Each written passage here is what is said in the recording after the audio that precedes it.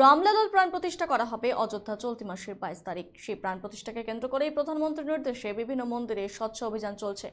সেরকমই উত্তর মালদা সাংসদ খগেন মুর্মু বুলবুল চণ্ডী চণ্ডীমাতা মন্দিরে ঝাঁটা হাতে নিয়ে এবং জল দিয়ে মন্দির পরিষ্কার করলেন রবিবার দুপুর 12টা নাগাদ।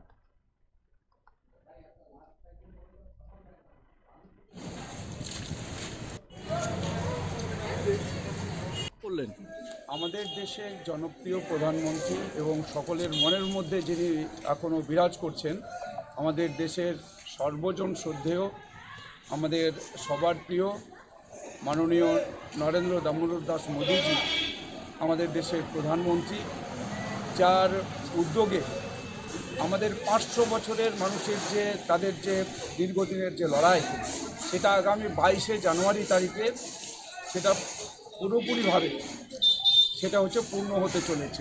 আগামী 22শে জানুয়ারি আমাদের দেশের প্রধানমন্ত্রী নরেন্দ্র মোদীজির নেতৃত্বে যে আমাদের অযোধ্যায় রাম মন্দির তৈরি হয়েছে, শ্রী রাম মন্দির, সেই মন্দিরের আমাদের ভগবান শ্রীরামচন্দ্রের তার প্রাণ প্রতিষ্ঠা হবে আগামী 22শে জানুয়ারি তারিখে।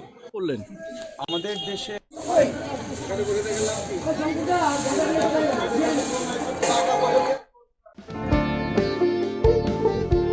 এই সময় আনন্দের মুহূর্ত, এই সময় জীবনকে আলোকিত করা, এই উৎসব আসল হাতের জাদুতে,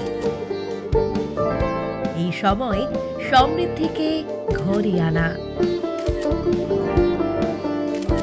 Senco gold, gold and diamond, RRN road, old post office পাড়া সাউথ, কোচবিহার।